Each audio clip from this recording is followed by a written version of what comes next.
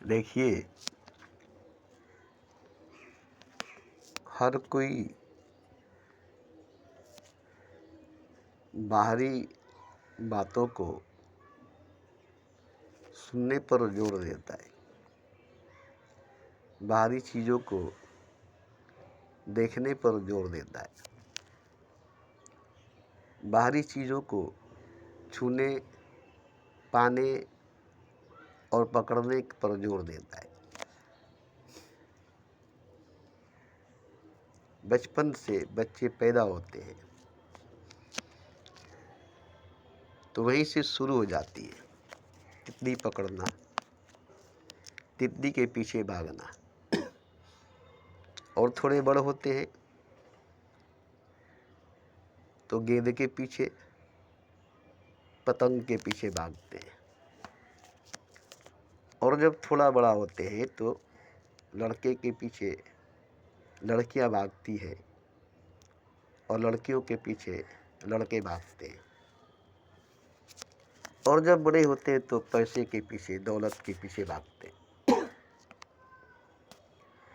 और जब पैसा हो जाती है, दौलत हो जाती है तो नाम के पीछे, शोहरत के पीछे भागते हैं। जब नाम और शोहरत हो जाती है तो हुकूमत के पीछे, हुकूमत करने के पीछे भागते हैं। और जब हुकूमत मिल जाती है तो पूरी दुनिया पर कब्जा जमाने के पीछे भागते हैं। उसके बाद जन्नत को पाने के पीछे भागते हैं। फिर उसके बाद जब जन्नत मिल जाती है तो वहाँ से खुदा के पीछे लग जाते हैं, खुदा को पाने के पीछे भागते हैं। अब ये देखिए कि बचपन से भागते रहे हैं और अभी तक भाग ही रहे हैं। कहीं रुकने की, कहीं ठहरने की बात नहीं है। आखिर क्यों? आखिर क्यों?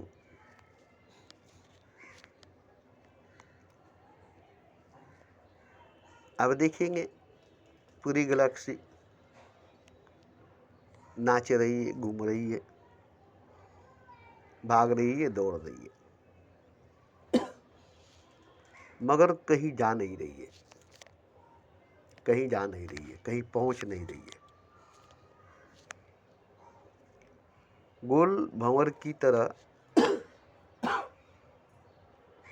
या कोल्हू की बैल की तरह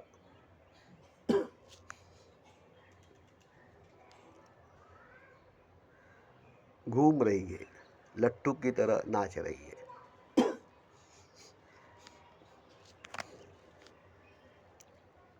और ये नचाने वाली बात हर मनुष्य, हर इंसान, हर प्राणी, हर जीव के अंदर है, हर शय के अंदर है। और तो और हर निर्जीव के अंदर भी है, जैसे गाड़ी, घोड़ा, टैक्सी, हवाई जहाज, ट्रेन, कश्ती, ये सब बेजान चीज़ें हैं।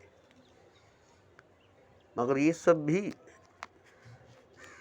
सुबह से रात तक रास्ते पर दौड़ रही है, भाग रही है।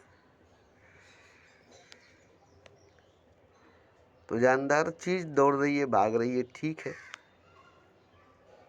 बेजान चीज़ भी जानदारों की तरह भाग रही है, दौड़ रही है। मशीन भी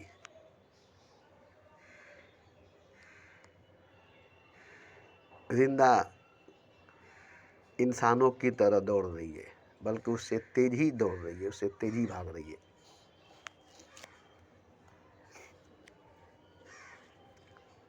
तो जानदार, गैर जानदार भी क्यों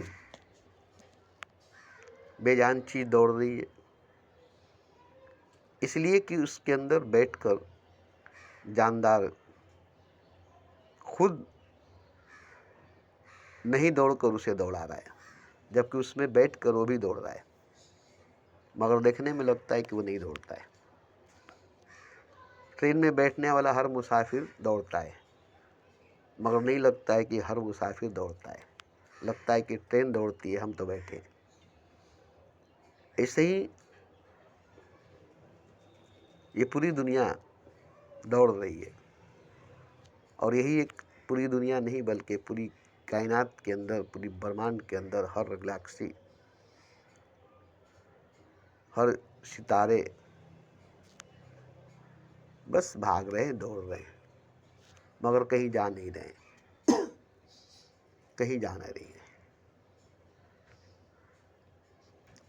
उसी में बन रहे हैं, मिट रहे हैं, उसी में बन रहे हैं, मिट रहे हैं, पैदा हो रहे हैं, मर रहे हैं, मगर कहीं ठहर नहीं रहे, कहीं रुक नहीं रहे। क्यों? आखिर क्यों? और कहते हैं कि हमें शांति चाहिए, हमें सुकून चाहिए। हम शांति की खोज करते हैं, सुकून की तलाश करते हैं। हम भी ऐसे ही थे। अपनी बेचैनी को, अपनी बेसुकूनी को दूर करने के लिए, अपने पीड़ा, अपने दर्द को, अपनी तकलीफ को दूर करने के लिए भाग ही रहे थे, दौड़ ही रहे थे। एक जगह से दूसरी जगह, एक मजार से दूसरी मजार, एक सत्संग से दूसरी सत्संग, एक मेला से दूसरी मेला, एक जगह से दूसरी जगह। हम सुकून की तलाश में, शांति की खोज में भटक रहे थे। ठीक ऐसे ही जैसे शहरा में कोई दूर पानी का चश्मा देखता है, जैसे लगता है कि एक दरिया है, बिल्कुल दरिया की तरह, मगर वहां पहुंचने के बाद पता चलता है कि शहरा है। वहां पहुंचने के बाद पता चलता है कि शहरा है। फिर वहां से दूर देखता है तो उसी तरह से दरिया दिखाई देती है। फिर उसे लगता है कि नहीं, दौड़ो, जल्दी दौड़ो, वहां दरिया है, वहां पानी है। फिर दौड़ते हुए, भागते हुए वहां पहुंचता है। वहां भी जाकर सहरा ही पाता है। फिर इस तरह से जब मुड़कर देखता है तो पता चलता है, अरे हम तो दरिया को पीछे छोड़कर चले आए, वो देखो पीछे दरिया है। फिर वहां से लौट कर भागता है, दौड़ता है, और आता है तो देखता है कि अरे कहाँ गई दरिया? हम तो वहां से देख रहे थे कि दरिया है, और यहाँ आए तो सहरा है, और रेत ही रेत है, रेगिस्तान ही रेगिस्तान है। तो इस तरह से समुंदर जैसे लगता है, दरिया जैसे लगता है, दूर दूर तक सहरा ही नजर आता है, मगर कभी नहीं लगता है कि ये सहरा है। जहाँ खड़े हैं वहाँ से दूर देखते हैं तो वहाँ सहरा नहीं, दरिया है, और जब वहाँ जाते हैं तो वहाँ दरिया नहीं, सहरा है। इस तरह से हम दौड़ते हैं, भागते हैं, भागते हैं, दौड़ते हैं, और इसी भागने दौड़ने में हम दुखी हो जाते हैं, पीड़ित हो जाते हैं, जख्मी हो जाते हैं, घायल हो जाते हैं, पैरों में छाले पड़ जाते हैं, होंठों पे फेफड़े पड़ जाते हैं, और इस तरह से हमारे ऊपर एक तरह की बेहोशी छा जाती है और हम पागल हो जाते हैं। जैसे मजनू लैला के इश्क में पागल हो गया और सहराओं में भटकने लगा। उसे सेहरा में लैला दिखाई देती थी, वो सेहरा में लैला को देखता था।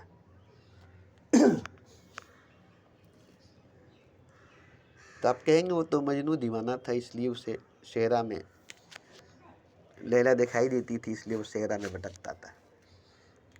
उसके पैर में छाले पड़ गए, होंठों पर फेफड़ी पड़ गई, कपड़े फट गए, मगर उसे हर तरफ हर जगह लैला ही लैला दिखाई देती थी और उस सेहरा में लैला को देखता था। तो आप कहेंगे कि वो मजनू लैला के इश्क में पागल था, इसलिए वो सेहरा में लैला को देखता था, शेरा को नहीं देखता था। या कोई प्यासा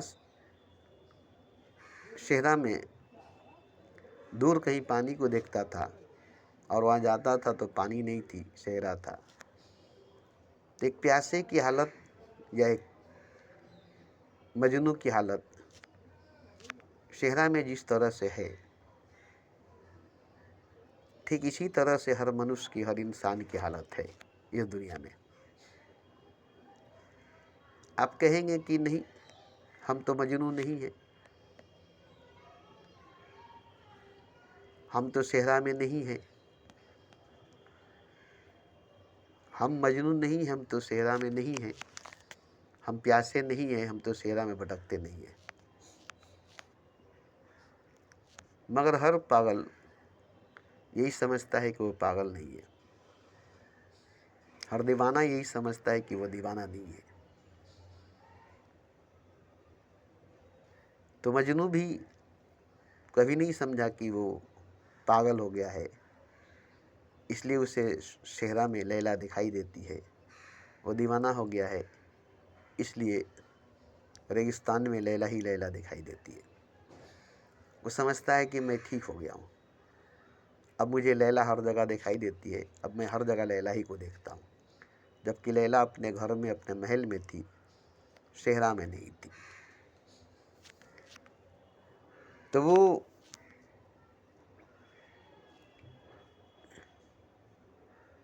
गलत ध्यान में डूबा हुआ था, इसको गलत ध्यान कहा जाता है। खोज की गई तो पता चला कि ये भी एक तरह की गहरी ध्यान है, गहरी खोज है, एक गहराई की अवस्था है। मगर ये गलत ध्यान है। गलत ध्यान का मतलब कि बाहर लैला दिखाई दे रही है, बाहर पानी का चश्मा दिखाई दे रहा है, मगर असल में वो लैला उसके भीतर है, पानी का चश्मा उसके भीतर है, और वो अपने भीतर नहीं देख कर के बाहर देखता है। और बाहर सेहरा में, रेगिस्तान में लैला की छवि देखकर चारों तरफ भागता है, दौड़ता है, लैला लैला लैला करके चीखता है, चिल्लाता है। तो इस तरह से पागलपन, दीवानगी हर मनुष्य, हर इंसान की सच्चाई बन गई, हकीकत बन गई है। अब कोई कहे जाकर मजनू से कि देखो यहाँ कोई लैला है नहीं, तो कहेगा मेरी नज़र से देखो हर तरफ लैला ही लैला है, ऐसी कोई जगह नहीं है जहाँ लैला नहीं है।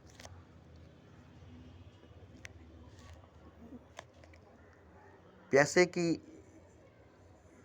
नज़र से देखो हर तरफ दरिया ही दरिया है, कहीं भी सेहरा नहीं है। तो इस तरह की सच्चाई, इस तरह की हकीकत हर मनुष्य, हर इंसान की है, चाहे वो बहुत बड़ा समझदार, आलिम, पंडित, गुरु, ज्ञानी क्यों ना हो, मगर वो मानने के लिए तैयार नहीं है। कोई भी आलिम, कोई भी पंडित, कोई भी गुरु, कोई भी ज्ञानी अपने आप को मूर्ख, अज्ञानी मानने के लिए तैयार नहीं है।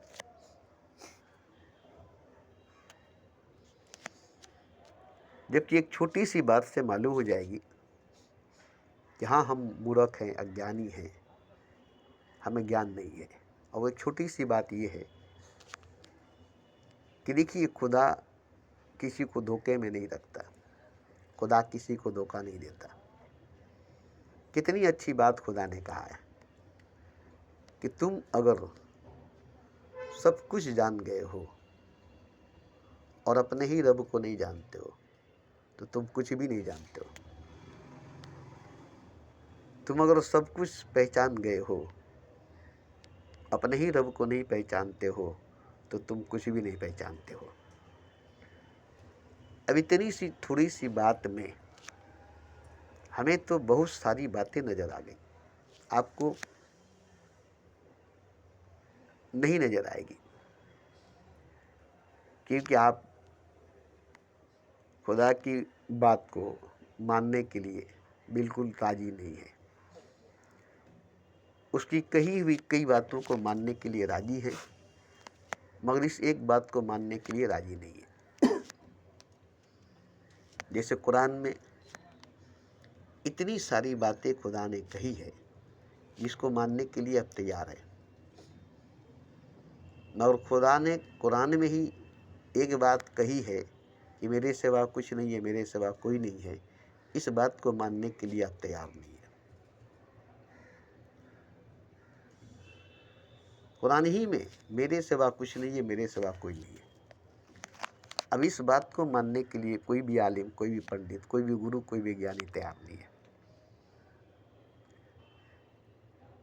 बाकी सारी बातों को मानता है, बाकी सारी बातों को मानता है। किन किन नेमतों को ठुकराओगे? अच्छा तो बताओ तुम किन किन नेमतों को ठुकराओगे? जन्नत है, हूर परी है, दुनिया है, मौज मस्ती है, माँ बाप है, बीवी बच्चे हैं। क्या नहीं है, क्या नहीं है, क्या नहीं है?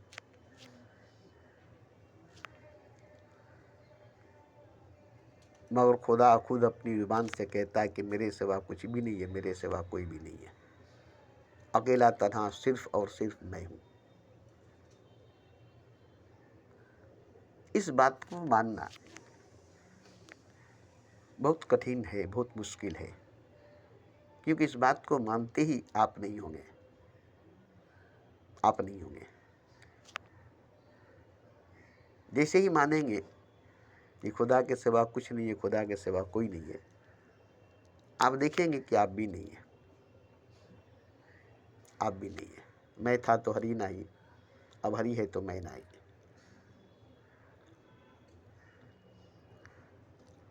तो ये बात किसी के समझाने से, किसी के बताने से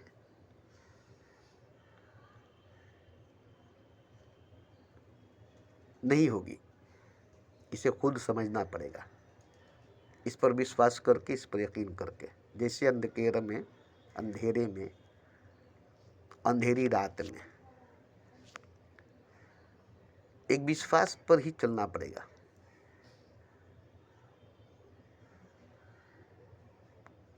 रास्ता खोजना पड़ेगा, एक यकीन पर ही चलना पड़ेगा, रास्ता खोजना पड़ेगा, अंधेरे से निकलने के लिए, अंधकार से निकलने के लिए। और जब चलते चलते चलते चलते चलेंगे तो अंधकार से तो निकलेंगे नहीं, अंधेरे से तो निकलेंगे नहीं, मगर रोशनी में पहुंच जाएंगे, उजाले में पहुंच जाएंगे, क्योंकि सुबह हो जाएगी, दिन हो जाएगा। सुबह हो जाएगी, दिन हो जाएगा, रात चली जाएगी, अंधकार चला जाएगा। मगर आप अगर इस बात पर सोचकर बैठ जाएंगे कि सुबह हो जाएगी, रोशनी हो जाएगी, अब रात भर चलने की क्या जरूरत है, चलो सो जाओ, तो आप सो जाएंगे। और सो जाएंगे तो सुबह भी हो जाएगी, रोशनी भी हो जाएगी। आप इतनी गहरी नींद में सो जाएंगे और उसमें ख्वाब देखने लगेंगे, एक सपना देखने लगेंगे कि मैं तो जन्नत में हूँ। अब इस ख्वाब की वजह से, इस सपने की वजह से आप जागना नहीं चाहेंगे। कोई जगाएगा भी तो आप जागना नहीं चाहेंगे, क्योंकि आप तो देख रहे हैं कि मैं जन्नत में हूँ, स्वर्ग में हूँ। तो कोई अगर जगाना भी चाहेगा तो आप जागना नहीं चाहेंगे, कोई अगर आपको जगाएगा भी तो आप जागना नहीं चाहेंगे। अब दिन हो गई और दिन ढलती चली जा रही है। दिन ढलती चली जा रही है और आप दिन भर गहरी नींद में, गहरी बेहोशी में सपना देख रहे हैं, ख्वाब देख रहे हैं कि हम जन्नत में। ऐसे ही दिन गुजरती गई, दिन ढलती गई और आपको गहरी बेहोशी से, गहरी नींद से निकलने की इच्छा नहीं हुई। जन्नत में थे, स्वर्ग में थे, दिन भर सोए हुए थे, दिन भर गहरी नींद में, गहरी बेहोशी में सोए हुए थे। अब उसके बाद धीरे धीरे धीरे धीरे शाम हो गई और थोड़ी देर में देखते देखते में रात हो गई। अब आपकी नींद टूटी है, अब आपकी आंख खुली है। अब क्या देख रहे हैं? अंधेरा है, रात है, अभी तक सुबह नहीं हुई। जबकि सुबह हो गई, दिन हो गई, अब फिर से रात हो गई। मगर आप समझे कि नहीं, अभी तो सुबह हुई नहीं, चलो फिर से सो जाओ। और आप फिर सो गए, फिर गहरी नींद में, गहरी बेहोशी में चले गए। फिर वही सपना, फिर वही ख्वाब देख रहे हैं कि मैं जन्नत में हूँ। इस तरह से फिर रात भर भी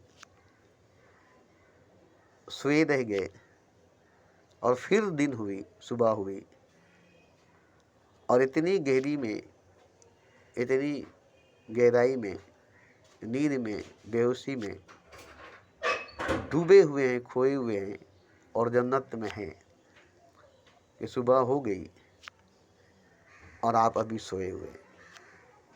फिर इसी तरह से दिन हो गई और धीरे धीरे धीरे धीरे फिर रात हो गई।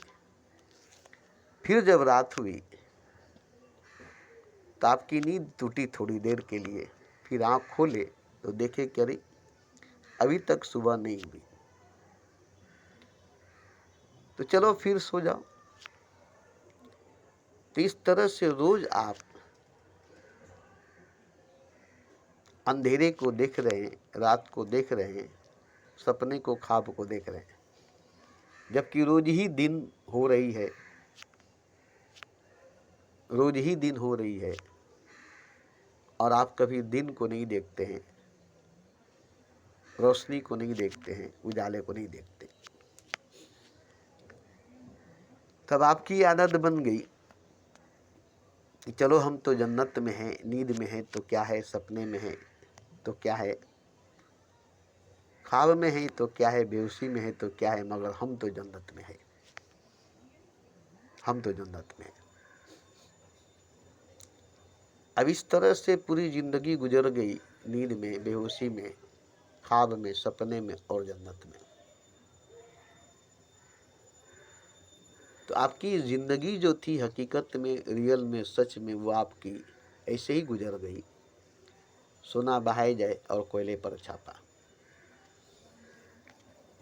तो ये जो नींद जो है, गहरी नींद, गहरी बेहोशी, ये सबकी है, ये सबकी है। सब गहरे नींद में, गहरी बेहोशी में है। कोई गरीबी को देखता है कि हम तो बहुत गरीब है, कोई अमीरी को देखता है कि हम तो बहुत अमीर है, कोई शहनशाही को देखता है कि हम तो बहुत बड़ा शहनशाह है, कोई भिखारी को देखता है कि हम बहुत बड़ा भिखारी है, कोई देखता है कि हम दुखी हैं, कोई देखता है कि हम सुखी हैं, कोई देखता है कि हम बीमार हैं, कोई देखता है कि हम सेहतमंद हैं, मगर सब सपना देखते हैं। ये क्रिकेट प्लेयर जो क्रिकेट खेलते हैं, लाखों करोड़ों रुपया कमाते हैं, मैदान में भागते दौड़ते हैं और मैदान में बैठ कर के दिन भर क्रिकेट देखने वाले, वो भी सपना ही देख रहे हैं, ख्वाब ही देख रहे हैं। बड़े पढ़े लिखे लोग हैं, क्रिकेटर भी, प्लेयर भी,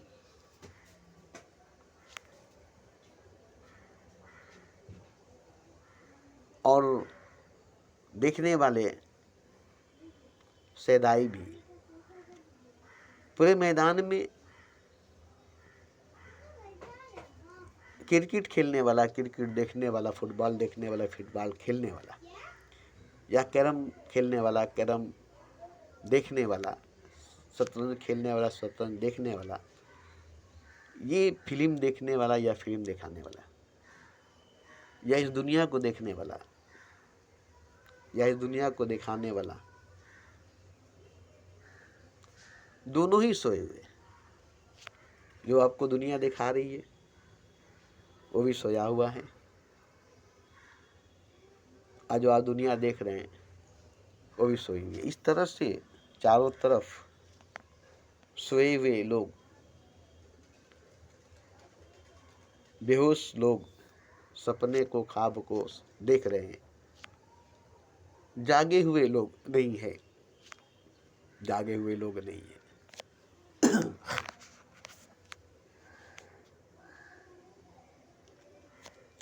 और जो जागे हुए लोग नहीं है वो लोग मुर्दा लाश हैं, 100 हैं। जैसे कब्र के अंदर अनगिनत मुर्दे हैं, उनको क्या कहेंगे? जिंदा हैं वो लोग, आप क्या कहेंगे? वो सब मुर्दे हैं, सब मरे हुए हैं। वो उस कब्र के अंदर सब मुर्दा जिंदा है, हर मुर्दा जिंदा है। आप क्या कहेंगे कि नहीं वो मुर्दा है, मरा हुआ है, जिंदा कहाँ से है? मगर वहाँ वो जिंदा है, आपको नजर नहीं आता है। ठीक है, ऐसे ही आप भी यहाँ पर मुर्दा हैं। जैसे कब्र के अंदर हर मुर्दा सोया हुआ है,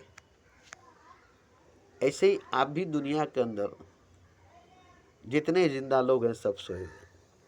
पंडित भी, गुरु भी, ज्ञानी भी, आलिम भी। मगर इनका दावा क्या है कि नहीं, हम तो जागे हुए हैं, हम तो पढ़े लिखे, हम जानते हुए हैं। मगर एक ही बात है, विवेकानंद बहुत जगह गया, एक ही सवाल किया, क्या तुम खुदा को देखते हो? नहीं, तो बस बात खत्म। किसी भी गुरु के पास गया, एक ही सवाल किया, आप देखते हैं खुदा को? नहीं, बस हो गया, बात खत्म, अब कुछ सुनना नहीं है। खुदा के बारे में बताने वाले ढेर मिलेंगे, पंडित गुरु ज्ञानी, मगर खुदा को देखे नहीं है, खुदा को देखते नहीं है। फिर बेचारा पूरे हिंदुस्तान में घूमा एक ही सवाल लेकर कि कौन है जो खुदा को देखता है, खुदा को देखा है। बंगाल में कलकत्ता में एक मिला, पागल रामकृष्ण परमहंस, जिसके बारे में विवेकानंद को कहा गया कि तुम जरा उसके पास जाओ। खैर बेचैनी थी, गया, दूर से देखा, पागल हंस रहा है, पान खाया हुआ है और मुंह से पान का लार टपक रही है, और उसके आसपास 10-20 लोग बैठे हुए हैं, उसकी बातें सुन रहे। बोला अरे ये पागल आदमी, इसके पास बैठने वाला खुद पागल है। तो वो नहीं गया, दूर से देख कर चला गया। ऐसा ही होता है, ऐसा होता है। मगर फिर उसकी आत्मा उसे धिक्कारा, उसे झंझोड़ा कि नहीं, तुम नहीं जान सकते हो, करीब जाओ, सबसे पूछे, उससे भी पूछो, एक ही बार पूछ लो, फिर दोबारा मत पूछना, मगर पूछ लो। शायद वो जानता होगा, शायद वो देखता होगा, शायद वो देखा होगा। एक बार में क्या है? बोले ठीक है, एक ही बार पूछूंगा। और जाकर पूछा कि तुम बताओ कि तुम भगवान को देखते हो? वो पागल की तरह हंसने लगा, खूब हंसा रामकृष्ण परमहंस। और हंसने के बाद बोला अरे पागल, हम किसको देख रहे हैं? भगवान ही को ना देख रहे हैं। और कौन है जिसको हम देखेंगे आज वो दिखाई देगा? और है कौन जिसको हम देखेंगे जो दिखाई देगा? एक ही तो है भगवान, और उसी को हम देखते हैं, वही हमें दिखाई देता है। अभी भी हम उसी को देखते हैं, अभी भी वही हमें दिखाई देता है, और हमेशा उसी को देखते हैं और हमेशा वही दिखाई देता है। और फिर हंसने लगा। अभी विवेकानंद को अजीब लगा, बोला पागल तो वापस आ गया। मगर उसकी हंसी और उसकी ये शब्द, ये लफ्ज़ उसके कानों में गूंजने लगे। उसे 3 दिन तक नींद नहीं आई। वही दृश्य देख रहा है, हा हा हा हा हा हंसना, और वही शब्द दोहराना। गूंज बन गई। कान बंद करता है मगर वही गूंज रही है, आंख बंद करता है मगर वही दिखाई दे रही है। 3 दिन परेशान होने के बाद चौथा दिन गया और कहा कि देखो तुमने क्या जादू कर दिया है कि मुझे तुम ही नजर आते हो और तुम्हारी बात ही सुनाई देती है। बोले ये कोई जादू नहीं है, ये सच्चाई है जिसको तुम झुटलाना चाहते हो, ये हकीकत है जिसको तुम झुटलाना चाहते हो। जाओ, नींद तुम्हें कभी नहीं आएगी, मौत भी कभी नहीं आएगी, तुम कभी मरोगे नहीं, तुम कभी सोओगे नहीं, क्योंकि अब तुम्हें जागना है। बहुत सो गए, बहुत सोए रहे, अब तो तुम्हें जागना है। और ये जो तुम्हें दिखाई दे रही है ये तुम्हें जगाएगी, ये जो तुम्हें सुनाई दे रही है ये तुम्हें जगाएगी, ये तुम्हें सोने नहीं देगी। अभी तो तुम्हारी शरीर नहीं सो रही है, तुम्हारी बरसों बरसों की, करोड़ों करोड़ों जन्मों की आत्मा जो सोई है उसको जगानी है, वो जागेगी। और जब वो जाग जाएगी तो तुम सो ना, मौत की नींद सो जाओ, कोई बात नहीं है, क्योंकि आत्मा जाग गई। आत्मा के जागने के बाद शरीर मौत की नींद सो जाए, कोई फर्क नहीं पड़ता। तो ये जो करोड़ों करोड़ों जन्मों से तुम्हारी रूह, तुम्हारी आत्मा जागी नहीं है, वही जागेगी अब उसके जागने का समय आ गया है। उसी को जगाने के लिए मैं धरती पर आया हूँ, और तुमको तब समझ में आएगा जब तुम्हारी आत्मा जागेगी, तुम्हारी रूह जागेगी। उसके बाद तुम मर ही जाओगे, तुम्हारी मृत्यु हो ही जाएगी। अब शरीर की कोई महत्व नहीं रह जाएगी, जिस्म की कोई माने नहीं रह जाएगा।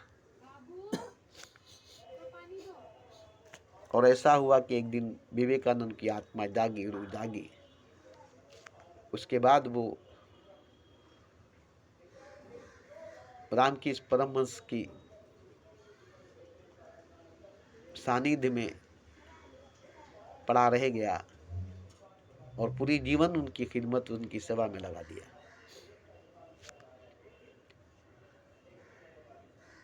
तो एक विवेकानंद को रामकृष्ण परमहंस ने जगा दिया, एक ही विवेकानंद को रामकृष्ण परमहंस ने जगा दिया। मगर एक विवेकानंद ही तो काफ़ी नहीं है, एक बुद्ध ही तो काफ़ी नहीं है, एक नानक, एक कबीर, एक मोहम्मद ही तो बहुत नहीं है। इतनी बड़ी जहान में, इतनी बड़ी दुनिया में गिने चुने लोग ही तो बहुत नहीं है। इसी पर ओशो ने एक बहुत अच्छी बात कही थी कि अगर हम पूरी बागीचा में एक ही फूल खिला सके तो इसमें हमारी कोई बहादुरी नहीं है। पूरी बाग को नहीं खिला सके, पूरे बागों को, फूल को नहीं खिला सके तो हम बहार कैसे, बहार हम कैसे हुए? कि सारे बाग के फूलों को नहीं खिला सके, सारी जहाँ के फूलों को नहीं खिला सके, एक ही फूल को खिलाकर हम अपने आप को बहार कैसे कह सकते? क्योंकि बहारें जब आती है तो हर चमन के फूल खिल जाते हैं, हर बागीचों के फूल खिल जाते हैं। उसे ही बाहर कहा जाता है। तो इसलिए कोई कभी बुध हुआ, कोई कभी बुध हुआ, कोई कहीं बुध हुआ, इससे कुछ होता नहीं है, जबकि हर कोई बुध नहीं होता, हर कोई बुध नहीं हुआ। जब तक हर कोई बुध नहीं होगा, हर कोई बुध नहीं होगा, तब तक किसी एक का बुध होना नहीं होगा। वो गलती से बुध हो गया, जैसे गलती से कोई फूल खिल गया, गलती से एक फूल खिल गया, इसी तरह से गलती से कोई बुध हो गया, तो उस बुध का कोई वैल्यू नहीं है और नहीं होता है, कभी बुध की कदर नहीं हुई, क्योंकि एक ही बुध हुए, बाकी सब बुध नहीं हुए। यही वजह है कि जब अंधों की बस्ती में किसी का आंख देखने लगता है तो सभी अंधे मिलकर उसकी आंख फोड़ने लगते हैं, क्योंकि वो देखने के बाद बोलने लगता है कि मुझे दिखाई देने लगती, मैं देख रहा हूं। यही सुनकर सभी उसकी आंख को फोड़ने लगते हैं और उसे अंधा बना देते हैं। ये नहीं बोलते कि तुम देख रहे हो तो मुझे भी दिखाई दो, मेरी भी आंख खुल जाए, मुझे भी आंख दे दो, मैं भी देखने लगूं, बल्कि उसे पकड़कर उसकी आंखों में नोखिला चीज डालकर उसे अंधा बनाना चाहते हैं। इसलिए वो वहां से भागता है, अंधों की बस्ती से, पागलों की बस्ती से, क्योंकि मैं भी फिर से अंधा ना हो जाऊं, मैं भी फिर से पागल ना हो जाऊं। इन पागलों के बीच में रहकर, इन पागलों के बीच में रहकर, इन अंधों के बीच में रहकर, तो वो दूरी बनाकर रखता है, वो दूर रहता है और दूर से चोट करता है। जैसे घड़ियाल अपने अंडों की सेवा, अंडों की खिदमत दूर से करती है, दूरी से करती है, ऐसे ही दूरी बना करके, दूर रह करके, समाज से अलहदगी बना करके, अलग रह करके सिर्फ अपनी बातों को भेजा जाता है। जैसे खुदा अपनी जगह पर रहकर चाहता तो जमीन पर उतर कर लोगों से बात करता, मगर नहीं, वहीं से पैगाम भेजा, वहीं से पैगाम भेजा। क्यों? आखिर क्यों? चाहता तो उतर कर जमीन पर आकर खुद बोलता कि देखो मैं खुदा हूं, तुम लोग मेरी बात मानो। कोई नहीं मानता, कोई नहीं सुनता। तो देखा कि कोई तो मानेगा नहीं, कोई तो सुनेगा नहीं, तो अच्छा ये है कि हम दूर से अपनी बात को भेजे, अपनी आवाज को भेजे। दूर का ढोल सुहाना लगता है, दूर का ढोल सुहाना लगता है। ऐसे ही खुदा ने अपनी जगह से बैठकर अपनी बात को भेजा नबी तक, और नबी भी अपनी जगह पर बैठकर अपनी बात को भेजा पूरी दुनिया में। वो दुनिया में हर जगह नहीं गए, बल्कि कुछ ही जगहों पर गए, और आज पूरी दुनिया में उनकी बातें चल रही है। आज पूरी दुनिया में उनकी कही हुई बातें चल रही है, जो खुदा की कही हुई बात है। तो ठीक इसी तरह से कोई भी महापुरुष होता है, तो इसी तरह से दूर रहकर, दूरी बनाकर अपनी आवाज़ को, अपनी बात को पहुंचाता है, किताब के जरिए, पैगाम के जरिए, मैसेज के जरिए। उसे मैसेंजर कहा जाता है, उसे पैगंबर कहा जाता है, उसे सदगुरु, उसे सच्चा गुरु कहा जाता है। लोगों के बीच में आकर, लोगों के भीड़ में आकर वो अपनी बात को पूरी तरह से नहीं कह सकेगा, अपनी बात को पूरी तरह से नहीं बता सकेगा। यही वजह है कि वो दूर से, कोई जंगल में बैठकर, कोई हिमालय पर बैठकर, कोई गुफा में बैठकर अपनी शक्ति को, अपनी ऊर्जा को फॉलो करता है, संसार में भेजता है। काफ़ी ताकत लगती है, बहुत ताकत लगती है। जैसे दिल्ली में बैठकर वहाँ से ऑर्डर करता है पूरे हिंदुस्तान पर प्रधानमंत्री, उसकी ऑर्डर सुनी जाती है। जैसे दिल अपनी धड़कनों को पूरे जिस्म में फैलाता है और अपनी जगह से बैठकर पूरे जिस्म को चलाता है। तो ये सिस्टम में है, ऐसे ही सिस्टम में तो मैं हमेशा से यही चाहा कि ऐसी एक बात कहूँ कि एक ही बात में, एक ही झटके में पूरी दुनिया जाग जाए, पूरी दुनिया जान जाए। ये मेरी ख्वाहिश रही, मगर ये तो खुदा भी कह सकता था और एक जगह कहा भी है कि मैं एक दिन कहूँगा पूरी दुनिया से मुखातिब होकर। उस दिन कोई पैगंबर, कोई अवतार, कोई मैसेंजर नहीं होगा। मेरी आवाज़ हर रूह के पास पहुँचेगी, हर आत्मा के पास पहुँचेगी और हर रूह, हर आत्मा मेरी आवाज़ सुनकर जागेगी।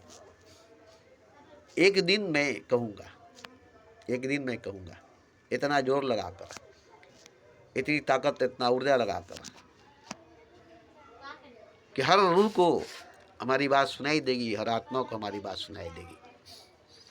मगर उस वक्त कौन रूह रहेगी, कौन आत्मा रहेगी, कौन रूह सुनेगी, कौन आत्मा सुनेगी, उस वक्त की बात की है। मगर अभी इस वक्त आपको जो बोल रहा है उसकी बात सुननी पड़ेगी। देखिए, हमें बड़ी हैरानी होती है कि इंसान के अंदर, मनुष्य के अंदर एक चीज़ है कि हम उसे लौटाएं, उसे वापस लाएं जो चला गया है। जैसे बुद्ध चले गए और हम उसे वापस लाने की कोशिश में लगे हैं, बुद्ध को मानने वाले, जिसके लिए जोडो कृष्ण मूर्ति को तैयार किया गया कि बुद्ध को वापस लाया जाएगा, बुद्ध को वापस किसी शरीर में उतारा जाएगा। इसके लिए 3 बच्चों को चुना गया है, जोडो कृष्ण मूर्ति, उसके भाई और उसके एक मित्र को, जिसमें से मित्र भाग गया और जोडो कृष्ण मूर्ति की भाई मर गया। एक अकेला जोडो कृष्ण मूर्ति रह गया। अब उसे बड़ी इज्जत से, कदर से, राजा से भी अच्छी जिंदगी का इंतजाम किया गया, क्योंकि उसमें बुद्ध उतरेंगे, उसके शरीर में, उसके बॉडी में, वो अपने शरीर में, अपने बॉडी में बुद्ध को उतारेगा। इसलिए उसको तैयार किए गए सभी गुरु मिलकर। और वो सब गुरु मूर्ख थे, वो नहीं जानते थे कि हम मूर्ख हैं, मूर्खता कर रहे हैं। वो समझ रहे थे कि हम सही हैं, सही कर रहे हैं। बुद्ध को बुलाएंगे, बुद्ध आएंगे, बुद्ध उतरेंगे, इसी शरीर में हम बुद्ध की बात इसकी वाणी से, इसकी जुबान से सुनेंगे। और जब तैयार हुआ, एक बहुत बड़ा प्रोग्राम, एक बहुत बड़ी ऑडिटोरियम में की गई और उसमें जोडो कृष्ण मूर्ति को पहली बार लाया गया। बड़े बड़े लोग वहाँ इकट्ठा हुए थे, जमा हुए थे। जोडो कृष्ण मूर्ति आए तो कितनी सच्चाई, कितनी ईमानदारी उनके अंदर थी। होगी, जरा भी बेईमानी, जरा भी झूठ नहीं। वो सच बोले कि मैं कोई बुद्ध नहीं हूँ और ना ही कोई बुद्ध मेरे अंदर है, मैं जोडो कृष्ण मूर्ति हूँ। और जो मैं कहूँगा वो आपको समझ में नहीं आएगी। फिर मैं क्यों कहूँगा कि आपको समझ में नहीं आएगी? क्योंकि आप यहाँ आए हैं बुद्ध की बात सुनने के लिए, मेरी बात सुनने के लिए नहीं। और मैं बुद्ध नहीं हूँ, मैं जोडो कृष्ण मूर्ति हूँ। तो आप तो मेरी बात नहीं सुनेंगे। तो फिर जब आप मेरी बात सुनने के लिए आए ही नहीं है, और जब आप मेरी बात सुनेंगे ही नहीं, तो बुद्ध तो मेरी जुबान से कहेंगे नहीं, जो बुद्ध तो मेरे अंदर आएंगे नहीं, तो फिर बात करने की कोई सवाल ही नहीं है। इतना बात बोलकर स्टेज से उतर गए। अब ये सारे के सारे गुरु जो है मुंह के बल गिर गए। अब इस दिन उनको समझ में आया कि हम लोग मूर्ख थे, मूर्खता कर रहे थे। उससे पहले वो ज्ञानी समझते थे खुद को। हम एक पुरुष को तैयार कर रहे हैं, बुद्ध पुरुष को अपने अंदर लाने के।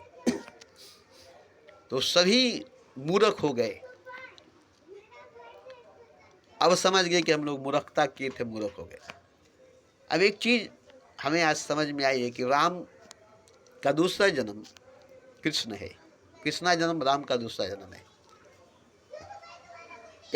कई भी दूसरे जन्म में हुई, कौशल्या भी दूसरे जन्म में हुई, और दशरथ का भी दूसरा जन्म हुआ। ये सब दूसरे जन्म में हुए। राम का दूसरा जन्म कृष्ण हुआ, कैकेयी का दूसरा जन्म, कौशल्या का दूसरा जन्म। अब देखिए कि दूसरे जन्म में राम ही हुए, मगर वो राम जो राम थे अब जन्म लिए तो कृष्ण हुए। और देखिए कितना का फर्क, कितना का अंतर है। राम मर्यादा पुरुषोत्तम, एक ही पत्नी के पति रहे, अपने पिता के आज्ञाकारी रहे। अब जब दूसरा जन्म हुआ तो कृष्ण हुए, और देखिए कि हजारों गोपियों के संग नाच रहे हैं। उस वक्त बानरों के साथ थे, इस वक्त गैयों के साथ है। उस वक्त एक सीता के साथ थे, इस वक्त हजारों गोपियों के साथ हैं। उस वक्त सीधा साधा मर्यादा पुरुषोत्तम थे, और इस वक्त छलिया, चंचल, उछलने कूदने वाला, भागने दौड़ने वाला और झूठ बोलने वाला रणछोड़। अब बताइए कि वही राम कैसे कृष्ण बना, उसी राम का दूसरा जन्म कैसे कृष्णा जन्म हुआ। तो यहाँ लोगों को समझ में नहीं आता है कि सही मानों में वो राम ही थे जो कृष्ण बनकर पैदा हुए। मगर राम के समय में धर्म की बात थी, मगर कृष्ण के समय में धर्म की बात नहीं थी। समय बदल चुकी थी, वक्त बदल चुका था, इसलिए कृष्ण को भी, मतलब राम को भी बदल कर कृष्ण के रूप में आना पड़ा। अब यहाँ जिसकी जरूरत है वो उन्हें करके दिखाना पड़ा। इसलिए राम के दौर में जो हुई वो कृष्ण के दौर में नहीं हुआ। राम के साथ जो हुई वो कृष्ण के साथ नहीं हुआ, जबकि राम और कृष्ण दोनों एक ही थे। राम और कृष्ण दोनों एक ही हैं। अब यहाँ से आगे बढ़िए तो बुद्ध, कबीर, नानक और मोहम्मद, ये भी वही है, एक ही है। मगर आप नहीं मानेंगे, क्योंकि आप राम को ही नहीं जानते कि राम है कौन। राम ही को नहीं जानते कि राम है कौन, इसलिए कृष्ण को भी नहीं जानते। यही वजह है कि नानक को, मोहम्मद को, बुद्ध को, महावीर को, कबीर को भी आप नहीं जानते। अगर जानते तो बात ही खत्म हो जाती, मेरे कहने की जरूरत नहीं पड़ती, आपको सुनने की जरूरत नहीं पड़ती। आप अगर जान लेते कि एक ही भगवान है जो कभी राम बन करके धरती पर अवतरित हुआ, कभी कृष्ण बन करके, कभी बुद्ध, कभी महावीर, कभी कबीर, कभी नानक, कभी मोहम्मद बन करके धरती पर अवतरित हुआ, मगर भगवान एक ही है, खुदा एक ही है। अब अगर कहेंगे कि हाँ मान लेते हैं कि ये सब भगवान ही था, खुदा ही था जिसकी अवतरित हुआ, जो अवतरित हुआ, मगर अब तो भगवान अवतार नहीं लिया, अब तो खुदा अवतार नहीं लिया, अब तो राम, कृष्ण, नानक, मोहम्मद, बुद्ध, महावीर, कबीर नहीं रहे। अब क्या होगा? तब ये साधारण मनुष्य, साधारण इंसान, हर पदार्थ, हर चीज वही है, भगवान, खुदा, ईश्वर, अल्लाह। अब इसको आप कहेंगे कि ये कैसे हुआ? तो इसलिए कि अब इस वक्त वो साधारण रूप में अवतरित हुआ है, अवतरण उसका हुआ है, जन्म हुआ है, वही पैदा हुआ है, वही पैदा हुआ है। उसको नहीं जाने, उसको नहीं पहचाने, राम को, कृष्ण को, नानक को, मोहम्मद को, बुद्ध को, महावीर को, कबीर को, उस दौर के लोग। अब इतना हल्का, इतना हल्का बन करके पैदा हुआ मनुष्य, इंसान जो आम इंसान है, आम मनुष्य है, पदार्थ चीज जो आम पदार्थ आम चीज है, ताकि सरलता से सहजता से समझा जा सके, जाना जा सके। क्योंकि बुद्ध को नहीं जाना जा गया, कबीर को नहीं जाना गया, नानक मोहम्मद को नहीं जाना गया, रामकृष्ण को नहीं जाना गया। तब साधारण रूप में, मनुष्य रूप में, इंसानी रूप में, पदार्थ में, चीज में अवतरित होना, अवतरण होना, ऐसी रूप में पैदा होना, और वही हुआ कि हर चीज खुदा है, हर पदार्थ परमात्मा है। अब ये बात आज के दौर में कहना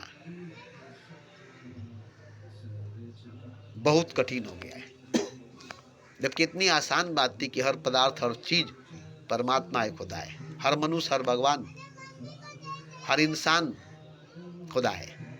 हर मनुष्य भगवान, हर इंसान खुदा है। हर पदार्थ, हर चीज भगवान और खुदा है। चारों तरफ आपके घर में, परिवार में, बीवी बच्चे, माँ बाप, और तो और आपके जितने साजो सामान, जितनी चीजें हैं, वो सब खुदा है। आप खुदा में ही मौजूद है और आप भी खुदा है। इतना आसान, इतना सरल आज के दौर में खुदा ने कर दिया है, मगर ये सबसे कठिन हो गई जानना, जबकि ये सबसे आसान था कि हर चीज खुदा है, हर चीज परमात्मा है, हर मनुष्य भगवान है, हर इंसान खुदा है। जिसमें से आप भी मनुष्य हैं, आप भी भगवान हैं, आप भी इंसान, आप भी खुदा है। इतना आसान आज के दौर में कर दिया गया। क्यों? कि राम को भगवान मानना कठिन था, एक कृष्ण को भगवान मानना कठिन था, एक महावीर, एक नानक, एक मोहम्मद को खुदा मानना कठिन था। इसलिए वो अपने आप को एकदम हल्का करके, जैसे पानी भाप बन जाती है तो ऊपर की तरफ जाने लगती है, पानी भाप बन जाती है तो ऊपर की तरफ जाने लगती है, इतनी हल्की हो जाती है कि ऊपर की तरफ जाने लगती है। इसी तरह से हल्का पतला बन गया, इतना छोटा, इतना मामूली बन गया कि चीज ही बन गया, पदार्थ ही बन गया, जो खुदा है, जो ईश्वर है। अब यहाँ जानना बड़ा कठिन हो गया, कैसे कोई चीज खुदा हो जाएगा, कैसे कोई पदार्थ परमात्मा हो जाएगा। परमात्मा तो परमात्मा है, पदार्थ नहीं। खुदा तो खुदा है, चीज नहीं। अब हर चीज खुदा कैसे, हर पदार्थ परमात्मा कैसे? अब यहाँ इसलिए आज के दौर में ऐसा किया गया, ऐसा कहा गया, ताकि बहुत भटके हैं लोग, बहुत भटकी है आत्मा, बहुत भटकी है रूह है, और वो सब भी करके दिखा दिया। राम बनकर, कृष्ण बनकर, नानक मोहम्मद बनकर, बुद्ध महावीर बनकर खुद को दर्शा दिया, खुद को दिखा दिया। कोई भी नहीं माना, न राम को, न कृष्ण को, न नानक को, न मोहम्मद को, न बुद्ध को, न महावीर को। तब उसने सोचा कि चलो अब हम हर चीज बनकर पैदा हो जाए, हर पदार्थ बनकर पैदा हो जाए। अब कोई खास चीज बनकर, खास पदार्थ बन करके पैदा होने की जरूरत नहीं। इसलिए आज के दौर में, अभी के दौर में खुदा हर चीज बनकर, हर पदार्थ बनकर आपके सामने बिखरा पड़ा हुआ है। अब इसके लिए जैसे कि कोहिनूर हीरा चारों तरफ बिखरा पड़ा हुआ है, और आप उसे पत्थर समझते हैं, उसे कोहिनूर हीरा नहीं समझते, तो कब कोहिनूर हीरा उसको समझेंगे? एक आदमी के घर में कोहिनूर हीरा थी और लोग उसे पत्थर समझकर खेलते थे, मगर जब उसे हीरो की पहचान होगी, कोहिनूर हीरे की पहचान हो गई, तब उस दिन उसने कोहिनूर हीरा समझा। अब उस दिन उसे कोहिनूर हीरा लगने लगा, मगर अब तक उसे पत्थर ही लगा। बच्चे खेलते थे, वो भी खेलता था, और जब उसे ज्ञान हुआ तो वही पत्थर कोहिनूर हीरा हो गया। तो इसी तरह से ज्ञान हुआ अगर, तो हर पदार्थ परमात्मा है और चीज खुदा है। अब ये ज्ञान बड़ा आसान है, बड़ा आसान है कि हर पदार्थ परमात्मा है और चीज खुदा है। ये कोई बड़ा कठिन ज्ञान नहीं है, ये कोई बड़ी कठिन ज्ञान नहीं है। थोड़ी सी गौर करनी पड़ेगी, थोड़ा सा ध्यान देना पड़ेगा, थोड़ा सा डीप में जाना पड़ेगा। और इसके लिए आपको एक चीज़ करनी पड़ेगी, वह है गहरी मोहब्बत, गहरा प्रेम, गहरा इश्क। सच्ची मोहब्बत, सच्चा प्रेम, सच्चा इश्क, ये अगर नहीं होगी तो कोई भी पदार्थ परमात्मा नहीं लगेगा, कोई भी चीज़ खुदा नहीं लगेगा। हर पदार्थ पदार्थ लगेगा, हर चीज़ चीज़ लगेगा, परमात्मा नहीं लगेगा, खुदा नहीं लगेगा। जैसे कोहिनूर हीरा नहीं लगेगा, पत्थर लगेगा, ऐसे ही परमात्मा परमात्मा नहीं लगेगा, पदार्थ लगेगा, खुदा नहीं लगेगा, चीज़ लगेगा। तो ये बात मैंने जो कहा है, इसके लिए सच्ची प्रेम, सच्ची मोहब्बत, सच्चा इश्क जरूरी है, ज्ञान नहीं। अब ज्ञान से सोचेंगे तो नहीं होगा। ज्ञान से तो राम को भी भगवान नहीं मान सके। रावण के पास तो ज्ञान था, रावण नहीं मान सका। विभीषण के पास प्रेम था, इसलिए विभीषण राम को भगवान मान लिया। विभीषण के पास प्रेम था, इसलिए विभीषण राम को भगवान मान लिया। रावण के पास ज्ञान था, इसलिए राम को भगवान नहीं मान सका, क्योंकि ज्ञान से भगवान को नहीं जा सकता, प्रेम से ही जाना जा सकता है। प्रेम से प्रकट हुए ये हमने जाना, ज्ञान से नहीं। प्रेम से प्रकट हुआ ये हमने जाना, ज्ञान से नहीं। तो यहाँ एक चीज आज के दौर में बड़ी मुश्किल हो गई है, वो है प्रेम। ज्ञान आसान हो गया, ध्यान आसान हो गया, बड़ी शिविरों में ध्यान लगाई जाती है, बड़े स्कूल, मदरसों, पाठशालों में, गुरुकुलों में ज्ञान दिलाई जाती है। ज्ञान चारों तरफ बांटी जा रही है, ध्यान चारों तरफ कराई जा रही है, मगर एक चीज़ है प्रेम, जो न कराई जा सकती है न जो की जा सकती है।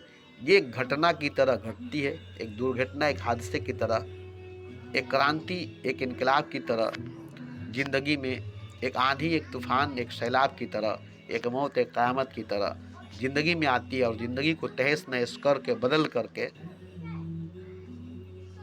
रख देती है।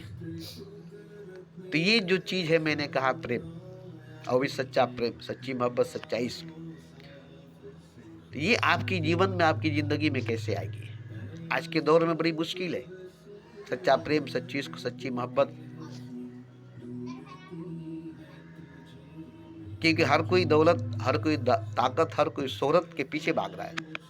दौलत का दीवाना, ताकत का दीवाना, शोहरत का दीवाना, सब कोई है, सब कोई पागल बना है दौलत के लिए, ताकत के लिए, शोहरत के लिए, हुकूमत के लिए। मोहब्बत के लिए नहीं। क्या होगा मोहब्बत, क्या होगा प्रेम, क्या होगा इश्क? पागल हो जाएंगे, दीवाना हो जाएंगे, मर जाएंगे, मिट जाएंगे, ख़त्म हो जाएंगे, नहीं हो जाएंगे। दौलत हमें बचाएगी, ताकत हमें बचाएगी, शोहरत हमें बचाएगी, इससे हम बचे रहेंगे। मोहब्बत हमें मिटाएगी, मोहब्बत हमें नहीं बचाएगी। इश्क हमें मिटाएगी, इश्क हमें नहीं बचाएगी। मगर इश्क तुम्हें खुदा बनाएगी, मोहब्बत तुम्हें खुदा बनाएगी, प्रेम तुम्हें परमात्मा बनाएगी। इसके लिए तुम्हें पहले मिटाएगी, पहले पागल, पहले दीवाना बनाएगी, फिर नए सिरे से, नए निर्माण, नई तख्लीक करके तुम्हें नया खुदा बनाएगी। तुम एक नया खुदा बनोगे। पुराना खुदा तुम्हारा जो है उसे भी मिटाएगी, पुराना खुदा भी तुम्हारा मिट जाएगा। तुम्हारे साथ साथ तुम्हारा पुराना ढांचा, पुराना संस्कार, पुराना सब कुछ मिट जाएगा। फिर एक नए ढांचे, एक नए तरीके से। हालांकि देखिए, हर कोई फिर से जन्म लेता है, हर कोई फिर जन्म लेता है, मगर जन्म लेना और निर्माण होना, पैदा होना, तख्लीक होना, नया होना में फ़र्क होता है, खुदा होने में फ़र्क होता है।